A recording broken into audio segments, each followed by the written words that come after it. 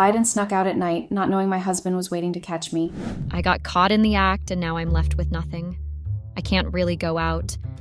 My friends are trying to reach out to me, but I am too embarrassed to talk to any of them. The news has gotten to my parents and some of my family members. Some of the people that were not truly my friends are sharing it on other social media platforms, even though it was meant for just our group chat. Hi guys, my name is Amanda and I'm 25 years old. My husband and I have been married for 4 years now, and we started off fine, but I don't think that's true anymore. Since the past few years of our marriage, things had been difficult, and I was no longer interested in this charade called marriage. To be honest, nothing really excites me anymore because what I felt then, I no longer feel for my husband. Maybe I have grown out of love. The name of my husband is Alex, or should I say was. He is 27 years old. We have known each other for 5 years now, but we have been married for 4 years. Alex and I met at a shopping mall 5 years ago. We ran into each other coincidentally at the sales counter. I had a problem with my credit card, and I was stranded at that point, and I didn't know how to sort myself out. Alex saw that I was having issues with the payment, so he walked up to me and asked if everything was okay. I explained what was going on, and he offered to assist me with the payment. At first, I wanted to decline, but he was persistent in helping me.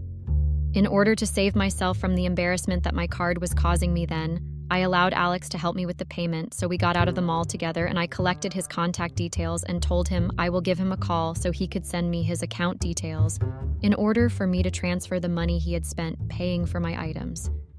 He told me not to bother about refunding him the money, so he walked me to my car. I got home that day and I made sure to call Alex to thank him for what he did. We chatted on the phone and followed each other on Instagram. From there, we got to know ourselves more, asked ourselves how our day went, what we ate for breakfast, lunch, and dinner, and many other things. Along the line, our friendship grew stronger. Alex and I would spend hours calling, chatting, and texting each other. Few months after we met at the mall, Alex asked me to be his girlfriend. I accepted because he was a good person, and he made me laugh easily without even trying. We were fond of each other, and so it was easy for us to date. During that time we were dating, Alex treated me nice. He bought me things I liked and didn't ask for anything in return. He gave me a lot of gifts, and we went on vacations together. We dated for a year before Alex popped the question and asked me to be his wife. Of course, I accepted excitedly. So we got married a few months later. The first few months of our marriage was blissful, and our lives were just like how it was when we were dating. We kept on going on regular dates, outings, and attending events together. Alex and I were like best of friends because of how we were fond of each other. I know you all would be wondering if Alex and I were fond of each other, what went wrong, right? Well, I discovered that marriage was not how I thought it was going to be. Along the line, I fell out of love. Yes, guys, I fell out. I thought that after getting married, Ify would be fun, but I never thought that there was more to marriage. I had to put an end to some of my old habits. Before I got married, my friends and I went out to Friday night club, hung out together, and even did some sleepovers. But after I got married, I had to put an end to it because Alex often reminded me that that lifestyle doesn't suit me any longer, and soon we would start having our own kids. Elle felt bad because Alex restricted me from doing what he was also doing, and I felt left out.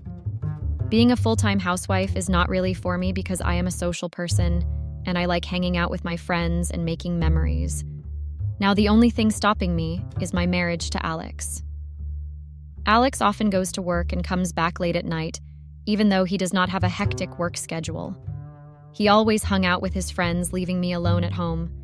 Guys, I hated my new daily routine at Alex's house. One day I tried talking to Alex about the late nights, but we had an argument and we said hurtful things to each other. I later discovered that he was not who I thought. He said things he was not remorseful about, and that left me heartbroken. I couldn't go out with my single friends like I used to. They often send me pictures of them having fun together, and I always felt jealous, and that led to me cheating on my husband, Alex. So guys, I was tired of staying all alone at home doing house chores and not going out to hang out with my friends. So I cheated. I often snuck out of the house anytime Alex left for work. I collided with my friends and instructed them to not let Alex know that I'm going out without his knowledge. I went clubbing and went back to my old habits. My friends also supported me by going out of the house behind my husband's back. They would encourage me to have fun while I'm still young, and that Alex is also having his own fun outside. I saw reasons with them because my husband always went out with his guys and always came back late at night. One day, Alex was out of town for a trip with his colleagues, so it was a perfect opportunity for me and my friends to go to the Friday night club. We bought drinks and took lots of pictures together. We had a lot of fun that night. While we were seated on our table, a young man approached me, trying to have a conversation with me. Before he could say anything, I clearly told him I was married, but he was persistent. We later got talking along the line, but we didn't exchange any contact. I left early with my friends that night because we drank a lot and we were intoxicated. The following morning, my friends and I kept on talking about what happened the previous night. They seemed interested in knowing what had happened between me and the young man that approached me. They teased me about it and really wanted to know more. I told them that I didn't know much about him and that nothing was going on between us. My friends were surprised when I said I didn't know his name. They told me not to worry, that I might get to see him again. Lol. Yes, I wanted to have fun, but I never planned on cheating on my husband. I just wanted to be free and not be restricted from doing what makes me happy. Before I got married to Alex, I was a very sociable person, loved to party a lot, travel, and do what a sprinter would do. My mistake was that I never discussed it with Alex. We should have had that discussion before getting married in the first place. I guess I was blinded by the excitement of that moment then. Now I really regretted settling down this early. So guys, Alex was still out of town, and I continued going out with my friends. I didn't know what it was for me then, but at some point I wanted to see that young man. So I had two main reasons for going out. One of them was to have fun, and the other was to see the young man again, hopefully. All efforts to meet him failed. I didn't know his name, so I couldn't search him on social media. My friends promised to get the two of us to see each other again, but I didn't know how that was possible. Alex returned from his trip 3 days later. The trip should have lasted longer than that, but due to unforeseen circumstances, they had to return. Alex was given 2 days work free day so he could relieve all stress. I could tell that the 2 days Alex didn't go to work was hell for me because I couldn't go clubbing. He was always at home. I know some wives would trade the position I was in with anything because most women crave for their husband's attention. Alex provided what I needed and wanted and did what a wife could ask for. He gave me attention, but for me, I needed more than that. I wanted to be let loose and not stuck in a particular position. I wanted to do the things I was fond of doing even before meeting Alex.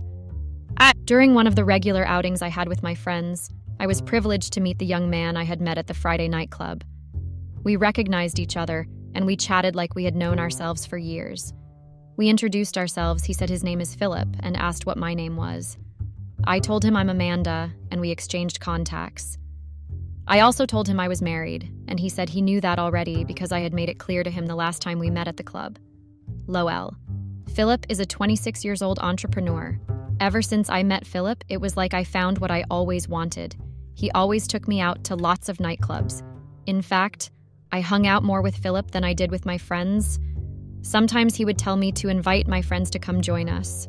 I always had one excuse or another to tell Alex so he could allow me out of the house and not be suspicious about my movement. I kept on meeting with Philip for months, and my husband didn't notice I was seeing another man. Alex was insignificant to me, even when he tried to spend time with me. I was really irritated and often got angry at any given opportunity. I guess I no longer feel the way I felt for my husband from when we started dating. Maybe I no longer love him anymore. But Philip was very lively and also fun to be with. He always tries to light up my mood through his text messages. Philip always bought us tickets, and we attended a lot of concerts together. At 25 years, I was married and already had an affair partner who is 1 year younger than my husband. Philip was fully aware that I was married, but he kept on professing love to me. At some point, he wanted us to get married and secretly elope far away from where nobody could locate us, even my husband, Alex. Yes, guys, he did propose that, but I wasn't ready for that. I just wanted to have my free life and get to do the things I did when I was still single. maybe I was young and naive, that was why I married so early. Or should I say I was excited about the moment and didn't really give much thought about it before saying yes to Alex then? Alex failed to understand me. I'm not trying to justify my infidelity or try to shift blame. No, guys. But truth be told, Alex also participated in this. I didn't have a problem with him hanging out with his guys, but he had a problem with me hanging out with mine because he thought they were a bad influence on me. If he had made me do whatever I wanted, I wouldn't have snuck out of the house without his knowledge. I have known my friends before I even met my husband, Alex. We were friends at college and also graduated together. I really didn't understand why he was against me being friends with them. For months, Philip and I continued our secret affairs together, and Alex usually went out of town for work purposes. During this period, Philip often spent the night at our place. Sometimes he would stay for a week because Alex often spent 2 to 3 weeks out of town. None of my friends knew about Philip spending the night at my house because I didn't feel the need to tell them. Yes, they are my friends, but I wanted to draw the boundaries between us. I told Philip about it and he agreed we should keep it a secret from them. I couldn't trust them that much, though. I know you all are wondering how my husband actually found out that I was cheating on him even when I always snuck out. He found out 2 weeks ago, and it was only because he was being suspicious of me and went out of his way to find out the truth. For the past 6 months since I met Philip, I didn't give much attention to my husband anymore. We would usually wake up in the morning and go about our daily routine. Sometimes he would give me gifts and take me out on regular dates. Alex noticed that I wasn't nagging about his constant late-night comings or telling him how I wanted to hang out with my friends like I used to do. So he suspected that I was cheating on me. One day, Alex confronted me if I was in any way having an affair with anyone, and I bluntly said no. With the look on his face then, I could tell he didn't buy my answer, and I told him I wasn't interested in having a back and forth with him, so I stood up from where we were seated. He stressed further but later stopped since he saw I wouldn't open up by myself if truly I was cheating on him. So guys, in order to know the truth and confirm his suspicions, my husband set me up. Yes, Alex set me up, and I was foolish enough to fall right into his trap. My husband knew about Philip coming to spend the night at our place whenever he was out of town, but only pretended and acted like he didn't know what was going on. We woke up one morning, and Alex told me that something came up and he needed to travel out of town urgently, and he left in a hurry, saying he could spend like 2 days before he could return. I felt excited because I was getting the house myself after a long time, so I called Philip to come over. Not long after my husband left the house, Philip came over. We had breakfast together and planned on going out later that afternoon. Then we decided to watch a movie together. While we were watching the movie together, Alex walked in on us. Unknown to us, Alex brought out his phone and did a live stream. Before I could turn, I saw Alex and I was shocked. I tried explaining to him, but he was not listening to me. He couldn't look me in the eyes because of how disgusted it was, and he left. Philip was trying to calm me down, but I knew the situation was already out of hand. At that point, I felt that my marriage was over. I practically used my hands to destroy my marriage. A lot of thoughts ran through my mind and didn't pay Philip any attention. At that moment, I thought about how this video was going to ruin my life and what was coming for me. The realization of not having anything and Alex divorcing me dawned on me. I was deep in my own thoughts when Philip told me not to worry, that everything would be okay. And so he left hurriedly. Alex didn't come back home that day. I waited throughout the night, but he didn't show up. I tried calling him, but it wasn't going. I sent him a voicemail and even texted him, but Alex didn't return any of those messages. I felt tired and went to bed alone. I was restless throughout the night and couldn't get some sleep because I was thinking about what I had brought upon myself. The following morning, I woke up seeing the pictures of my affair on our group chat. I couldn't believe my eyes, so I called Alex immediately. My husband refused to pick up the phone and later switched off his phone. I felt really embarrassed and I didn't know what to do. I cried my eyes out thinking about what Alex had done to me. A few minutes later, I started getting calls and messages from friends. I later discovered that my friends who encouraged me to have fun without Alex's knowledge were among the people condemning me in the group. They shared my pictures to other social media platforms, even though it was meant for our group chat alone. They wrote disgusting captions under the pictures and shared it among themselves. I wouldn't say my friends deceived or lured me into doing what I did because I'm an adult and I can make decisions on my own, but I never thought they would really betray me like that. Of course, I didn't trust them that much, so I kept some of the things Philip and I did to myself. Alex didn't only stream the video, but he also sent it to my parents. That really hurt me because my parents are disciplinarians. They were not ready to let me into their house or have anything to do with me after seeing that video. If there was anything my parents condemned while we were growing up as kids, that was definitely infidelity. They cut off all relatives who were into that, and I wouldn't be an exemption if I'm being caught. Now I'm shattered. Update. Hi guys. Life hadn't been easy ever since my husband streamed that video of me and Philip on our group chat. I lost a lot of friends. Well, those were not my friends to begin with. I couldn't show my face or try to go out because it was too embarrassing. On the other hand, Alex is not helping matters. Alex wouldn't want to speak with me or have anything to do with me. My parents also are very disappointed in me and they don't want to speak with me. I know what I did was wrong, but I'm not totally to be blamed. I only wanted to be free and not to be caged in one spot doing nothing other than house chores. I just wanted to live my life. I guessed I might have done it the wrong way by having an affair with Philip. I know you all would be wondering what happened between me and Philip. Well, Philip left me and told me he wasn't ready to be arrested by Alex and also wants to start up something meaningful with his life. And that he had had his fun with me and advised me to also move on because he had already... Honestly, I wasn't concerned about Philip because I knew it was just a feeling of the moment that made me get close to him. Or should I say, I used him? Well, I guessed so. My main concern right now is how I would protect my already damaged image and get Alex back to me. I have realized my mistake, and I want to make things right again. I really want to go back to my husband and build my family. I hope he gives me a second chance to rewrite everything wrong. Just a few weeks ago, Alex told me he knew about my infidelity, but wanted to catch me red-handed. So he put up an act that something came up, and he needed to leave town urgently. He waited a few miles away from the neighborhood, and just a few minutes later, he stepped out. Philip drove in. At that point, his suspicions were right, so he needed evidence. Then he walked in on us and streamed the video. So guys, that was how I foolishly fell for my husband's trap. I was very foolish in not knowing that Alex would at some point suspect me. All these while my husband knew about Philip but didn't want to tell me, and waited to ruin my life. Why did he have to live stream it? Was it necessary? I feel really disgusted writing this to you guys right now. I know you all would blame me for having cheated on my husband, but it hurts me so much that Alex made that video. He knew how I hate to be embarrassed, and that's why he did that to me. I spoke to him about it, and he told me he intentionally did it to ruin my reputation and also teach me a lesson. Alex sent me the divorce papers, and I don't even know how to feel about it. I honestly don't want to divorce my husband, but he's been persistent. I don't have anywhere to go right now.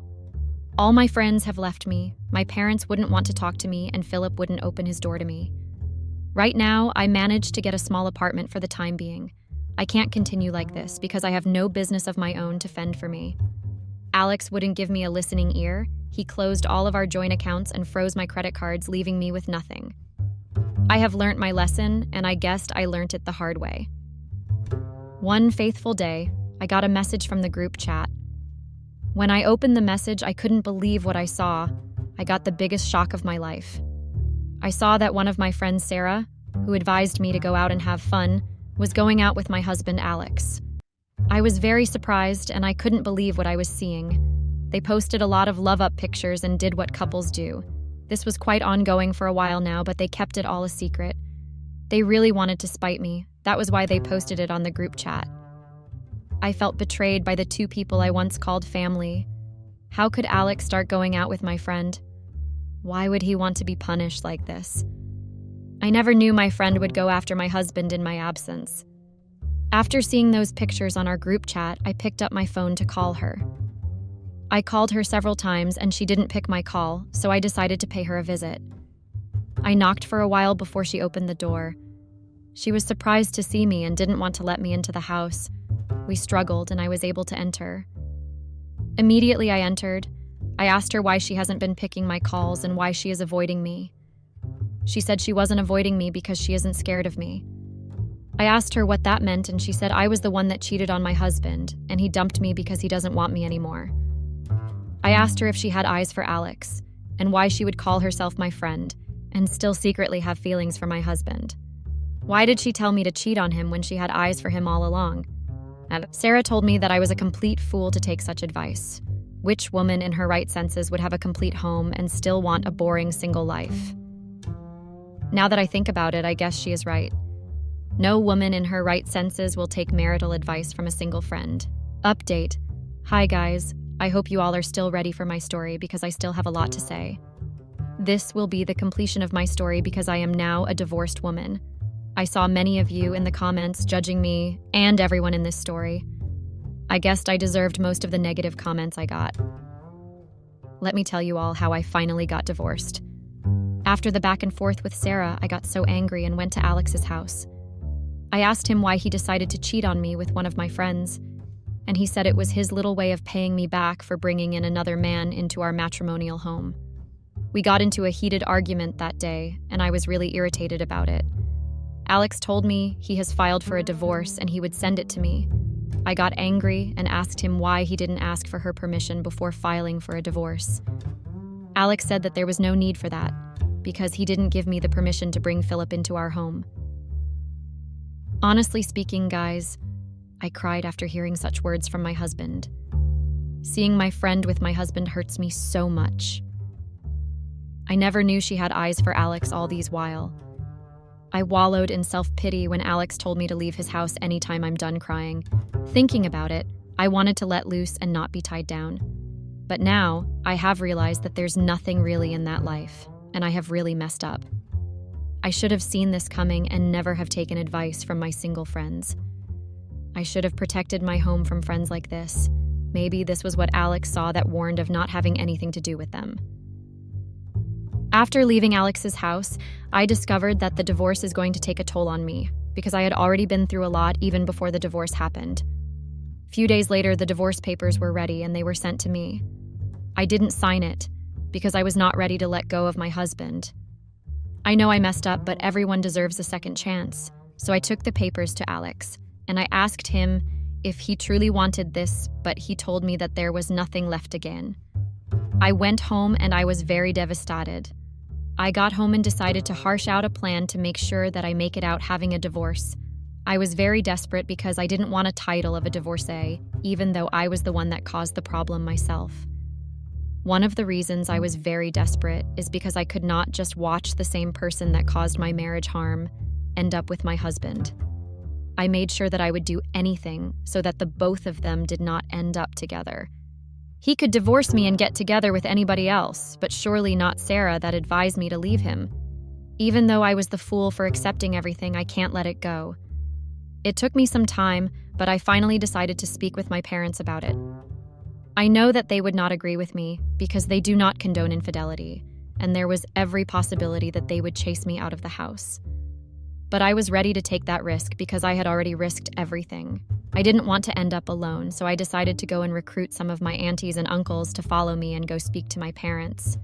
It wasn't easy at all, and they didn't agree at first. But after much intervention, they decided to help me. My parents finally agreed, and they followed me to Alex's house the very next day. Initially, he did not plan on letting me into the house, but when he saw my parents, he gave them that respect and allowed them in. When everybody sat down and were ready to talk, I could see from his eyes that he was not going to agree to anything they wanted to say. The way he was looking at me with so much hatred scared me a lot, and I knew that I had messed up. I used to think that I had made him angry before, but that day was when I finally realized that there was no way I could get my husband back. When my parents started begging him and asking him to forgive me, he did not even let them finish before he narrated everything all over again. He told me that he could not forgive me for what I did, and that there was no way he could end up with a cheater, that there would be every possibility I would do it again in the future. I went down on my knees and tried to beg him, but all efforts were in vain. He chased me out of his house and even told my parents to leave. When we got outside the gate, my parents were so embarrassed that they did not want to be seen with me because the noise had brought the neighbors. By that time, I knew that the neighbors already knew what had been going on. I have become a laughingstock because I was the one who cheated on her husband but was not ready to let him go.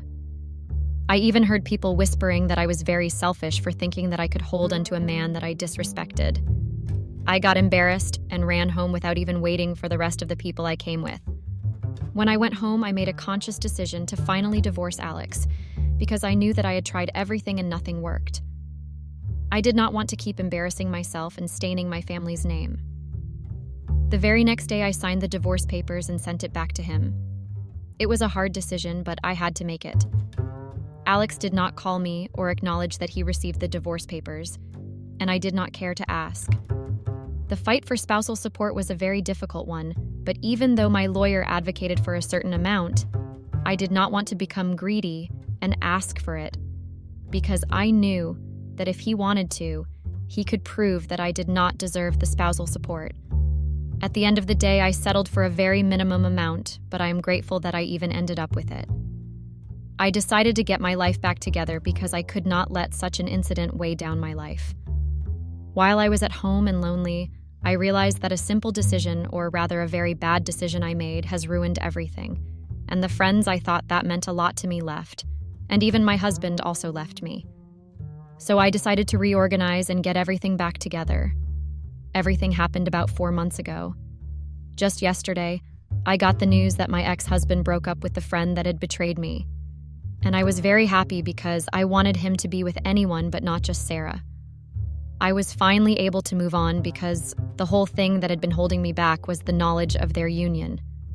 Now, I'm just trying to find my way in life, and I'm just trying to make the right decision. So guys, that was how I was caught up in the act by my ex-husband, and he filed for a divorce. I'm now single, and I tell you that life hasn't been easy ever since Alex and I got separated 6 months ago. Honestly, guys, Sarah and the rest of my friends are now my past, and I sincerely hope that I don't meet their kind ever again. I regretted trusting them or even calling them my friends. Alex's anger was justified and had every reason to be angry with me. No man in his right senses would want to live with a cheater. I hope you reading this would learn a few things from my story. That, as a married woman, you shouldn't take advice from anyone, most especially from your single friends, because they might be the one to make you use your hands to destroy your marriage. That was my mistake. I regretted listening to Sarah and the rest of my friends that even advised me to cheat. I thought we were friends, but I never knew they were jealous of everything I had, including being the only one that was married among them. Like the saying goes, it's better for them to hate you than for them to be jealous of you. When they hate you, they wouldn't want to see you, but when they are jealous of you, they would try to bring you down. Always keep your life private and be content with what you have. Don't go into marriage. If you are not really ready for it, because my love for the single led to the crash of my marriage. I was influenced by friends who misled me. There's more to marriage than just going out and taking pictures. I was carried away by the feelings of the moment and never knew that I had to work for it. Now, marriage is a beautiful thing, and mine wasn't an exemption. I had what most wives could ask for and wasn't even lacking anything. But I was drawn by what was not there because the single people wanted what I had. My only joy is that Alex and I had no child together. I would not have bared to see my child being maltreated by my friend Sarah or any other woman. I wouldn't have been able to forgive myself for seeing my child suffer because of my foolish mistake. I would also advise you guys not to go down the route I took, because I also brought disgrace to my parents. They were so embarrassed by what I did. Alex spoke to them in a rude way. The neighbors also knew about it and brought a certain stigma on my parents. My friends won't stop making fun of me, and they removed me from the group chat immediately when Alex and I got divorced. My mistake has caused me a lot. These days, I just sit and think about the things I did. I wish I never went down that path because it's disturbing and lonely. I missed having Alex as my partner, but then I missed having a partner as a whole because these days I hardly go out and I don't even think I'm ready to move on from Alex. At this point, I pray that I come around dating again someday. Thank you guys for following my story. I hope you don't make the same mistake I made. Goodbye. Picture me as a young girl with long hair but an average face growing up in a poor abusive family. My family was the absolute worst. They never did anything to take care of me and my siblings. There were times we would go for days without eating. This obviously caused a lot of issues in my life growing up and even now. I was insecure and depressed. I was also bullied as a kid, so I was more of a loner than others. I didn't have many friends, not until my brothers came along. Their names are Jamie and Drew. They were my best and closest friends, and they still are. They would practically follow me everywhere and defend me from anybody that tried to hurt me. Growing up, I honestly thought it was something that I or my brothers did that made our parents dislike us and never take good care of us. But now I realize that some people are just horrible parents.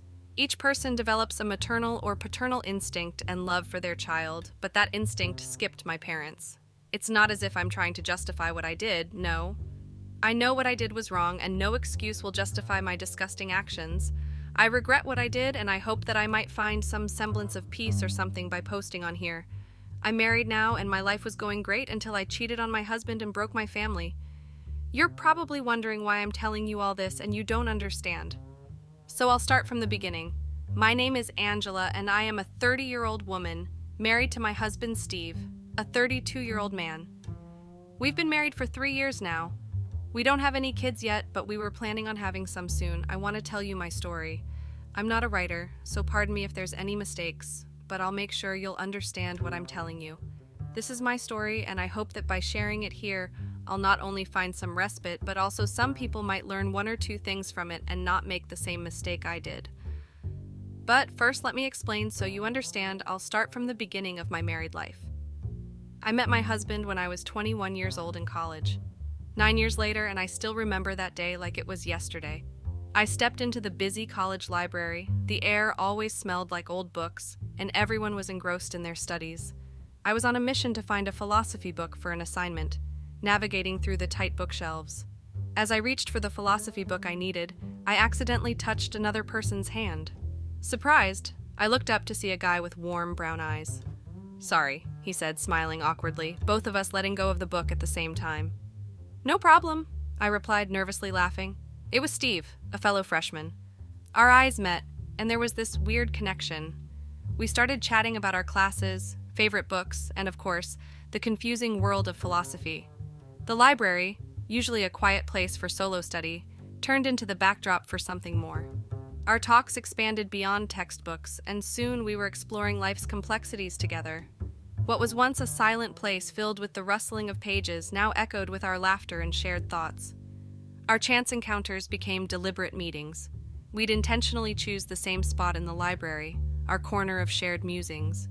We soon found ourselves inseparable, discussing dreams, fears, and everything in between amid the library's book-filled aisles. On our first date, Steve nervously suggested grabbing coffee, and I thought, why not? We picked a cozy local cafe for our first date. We sat across from each other. The place smelled like fresh coffee, and people chatted around us. Steve always had a friendly smile on his face. He started sharing stories about his family and growing up, and trying to make me feel comfortable. We chatted about everything, from our favorite movies to embarrassing moments. It was easygoing, and I could feel that our connection wasn't just about deep talks in the library, but instead, it ran deep. After coffee, Steve suggested we take a walk in the nearby park. Under the streetlights, we strolled and talked about our dreams.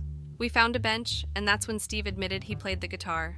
I had noticed that he brought a guitar with him, and so I suspected even before he told me that he played. Curious, so I encouraged him to show off his skills. He pulled out his guitar, and suddenly, the park turned into our own little concert. After that, our relationship only grew more over the years.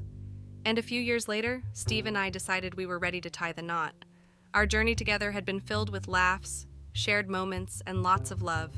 We both felt that saying "I do" was the next natural step for us. After introducing each other to our families, it was clear that they were totally on board with our decision. They didn't just approve, they were excited to welcome us officially into each other's families.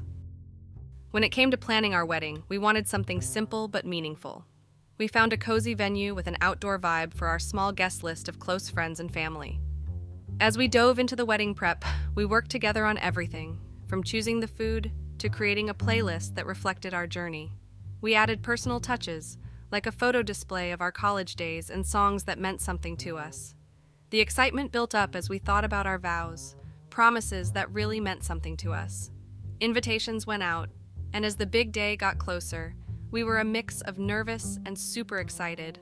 On our wedding day, we were surrounded by our favorite people. We exchanged our vows under twinkling lights and greenery. There were tears, laughter, and so much love. Our parents, who had seen us go from college sweethearts to this big day, were there cheering us on. To be honest, I hadn't even wanted to invite my parents, but Steve had made me as he said it was an important day in our lives, and no matter what, they would always be my parents. Either way, the celebration continued with dancing, toasts, and moments we'll remember forever. Looking around at our friends and family, it hit us that this day wasn't just about us. It was about everyone who had supported and shaped our love. After that, things only got better for us. My husband, Steve, and I lived in this 3-bedroom apartment which he bought, and I was really proud of him. After graduating from college, Steve eventually went through all the hurdles of medical school and then graduated and became a doctor, though I can't say where for the sake of privacy. I, on the other hand, became a part-time teacher. My days off on the weekdays were Tuesdays and Thursdays, while I worked every Monday, Wednesday, and Fridays. From someone who came from a very poor home, I would say this was a huge achievement for both of us, and I loved it. We were earning well and making very good money. The only issue we had were kids. Steve wanted kids, and I did too, but Steve felt like we weren't ready yet because he felt I had some issues I needed to work through. Growing up in an abusive and difficult home with my siblings had undoubtedly left its mark, but I believed I was fine and that therapy wouldn't really help. I had this skepticism about therapy, thinking it might be a bit of a scam, a money-making scheme exploiting people's problems. It's a common skepticism, but sometimes it's based on misunderstandings about what therapy really does. Life was tough for me growing up, and I knew it had left me with some issues that I never really dealt with.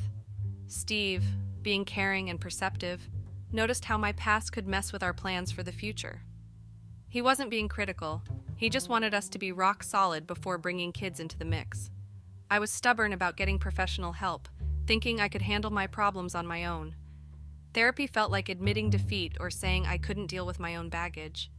Deep down, I kept telling myself I was fine and that therapy wouldn't do anything for me. But maybe that was just my way of avoiding the tough stuff. However, I really wanted kids. I had sworn to myself that I would never let my kids be treated the way I was treated, and that I would give them all the love, affection, and kindness in the world that was never given to me or my siblings by my parents. In fact, I was desperate to have kids. I loved kids, but Steve would not relent until I had gone to therapy, so I decided to go just to get him off my back. Steve was so excited when I told him I finally wanted to go. In fact, he was there with me when I booked an appointment with the therapist, and the therapist was even recommended by Steve. I was to see the therapist on my next day off, which was a Thursday. On that day, I got dressed and left the house. Like I've said earlier, Steve was a doctor and he had to be on call and available regardless of if he was at work or not. That meant he was always busy, though he tried his best to make time for us. As I stepped outside to get to my car, my attention shifted unexpectedly to our new neighbor. A young guy, probably in his early 20s, caught my eye. He had this friendly, approachable vibe, and a genuine smile lit up his face. It was a refreshing sight. What really surprised me was his welcoming wave, and to my surprise, a playful wink accompanied it. I couldn't help but smile back, waving in return. It was a small yet sweet moment, a brief interruption from the thoughts swirling in my head. Leaving for therapy with that friendly exchange fresh in my mind, I couldn't help but feel a bit lighter. My neighbor was very handsome, and I couldn't help but wonder if he was single or not, or what if I was married to him and not Steve. Stupid, I know, but back there in my head it was just harmless fantasizing, or so I thought. Honestly, I walked into therapy with a mix of hope and nerves, thinking it might help me untangle the mess of my past. But the whole thing turned out to be a letdown. The therapist seemed more interested in assuming things about me than actually listening. Every time I tried to share something, they'd interrupt or jump to conclusions, like they had my whole life story figured out before I even said a word. It felt like they had a script in their head and were just going through the motions. As the frustration built up, I couldn't take it anymore. My hope for a helpful therapy session turned into anger, and I let out a few curse words, expressing just how fed up I was. Storming out of that office, I felt a mix of anger and disappointment. Leaving therapy, I started to wonder if it was even worth it. This experience made me question whether seeking help was the right move. It was a tough moment, realizing that not every therapist is a good fit. I knew I needed someone who would really listen, someone who respected my perspective, and that therapist was not it. I decided to talk to Steve about my therapy experience. I had already made up my mind that I couldn't continue with it. However, when I got home and shared my feelings, Steve's reaction caught me off guard. He refused to believe my frustration, twisting my words and making it seem like I was overreacting. According to him, storming out was unnecessary, and he suggested I should control my temper and give the therapist another chance. Frustrated and angry, I chose to keep quiet, knowing that arguing with Steve wouldn't lead anywhere positive. It felt like he wanted me to explode just so he could say he was right and reinforce his claim that I had anger issues. Internally fuming, I restrained myself from saying more. Despite my reservations, I reluctantly agreed to another therapy session to appease Steve. Unfortunately, the second round turned out to be even worse. The therapist continued assuming things and insisted I had anger issues, making me feel even more horrible. Unable to contain my frustration, I cursed at them and stormed out once again. Feeling disheartened, I came to the realization that maybe therapy wasn't the right path for me. The experience had left me feeling misunderstood and invalidated. I decided to take matters into my own hands, determined to deal with my issues on my terms and at my pace, even if it meant going through the process alone. After the disastrous therapy session, I was seriously ticked off as I stomped my way home. Still no sign of Steve. My anger was pretty obvious. I slammed my car door and straight up ignored our new neighbor's friendly hello as I made a beeline for my front door. The therapy mess was still hanging over me, making everything feel extra bitter. Just as I was about to reach my front door, our persistent new neighbor, picking up on my anger, hollered at me. He surprised me by being kinda nice and a little flirty, suggesting that talking about what was bugging me might help. I tried to blow him off, but he wasn't having it. He kept at it, trying to chat me up and even pulled off some funny magic tricks that actually made me crack a smile. Feeling a bit weirded out, but also weirdly comforted, I figured there was no harm in ditching my plans to sulk alone at home, especially since Steve was still MIA and not yet back from work. Giving in, I headed back to Derek's place, my new neighbor. As we kept talking, I found out more about him. Turns out his name was Derek, and he lived solo. Derek's persistence and friendly vibe helped shift my focus, at least for a bit, from the mess of frustration and anger that had been hanging over me. Back at Derek's place, I couldn't help but notice that his house was bigger and way better furnished than ours. My curiosity got the best of me, and I asked him straight up how he could afford all this. Turns out he was a trust fund kid. That made sense, as I had also previously noticed he had a cool car. Derek continued being a great host, keeping the vibe light and making me laugh. We discovered we had similar tastes in movies and books, sparking a few friendly arguments along the way. Derek even dared to boldly claim that the Hunger Games movies were better than Harry Potter. I strongly disagreed and stood my ground. Chillin' at Derek's place turned out to be way better than I thought. We were just vibing, chatting, and his easygoing style started growing on me. The more we talked, the more I noticed these little things about him that just made me smile. So, Derek suggests we watch a movie, and I'm like, sure, why not? As we kicked back for the movie, I started feeling something more. It hit me that the laughter, our shared interests, and Derek's genuine niceness were making me see him in a different light. I was low-key catching feelings for Derek, and it caught me off guard. I was a married woman in my early 30s, and here I was flirting with someone I barely knew who was way younger than me. I barely knew him, and still, yet here I was feeling attracted and flirting with him. Maybe it was the temporary resentment and anger I was feeling at both Steve and the therapist, but I desperately wanted to punish and get back at Steve. It barely took time. A few minutes into the movie, and Derek and I were on each other. We both knew from the moment he invited me in, and I obliged that we were going somewhere and crossing boundaries we weren't supposed to cross. Derek and I got intimate, and I cheated on Steve. By the time we were done, a few hours had passed, but Steve still wasn't back. I was horrified at what I had done, and soon after I quickly left Derek's house and went back home. And honestly, in a few days I went through all the stages that a cheater went through. I first contemplated telling Steve, but quickly crossed that out as I knew he would never forgive me. I also lied to him about going to therapy, even though I had stormed out. I felt so guilty. I judged myself multiple times in my mind, and I even ignored Derek no matter how many times he tried to reach out to me. However, I was soon after it. I decided I would continue my affair with Derek. I would make sure Steve never found out by using therapy as an excuse. Instead of going to that horrible, judgmental, and assumptuous therapist, I decided I would just lie to Steve I was going and spend my time at Derek's. My plan was foolproof, or so I thought. I soon approached Derek and told him what I wanted. I wanted us to continue the affair. I told him I felt lonely as Steve barely had any time for me and basically downplayed Steve in his eyes. He agreed, of course, and soon we were having a secret affair. When Steve would think I was off to therapy on my off days, I would actually be at Derek's.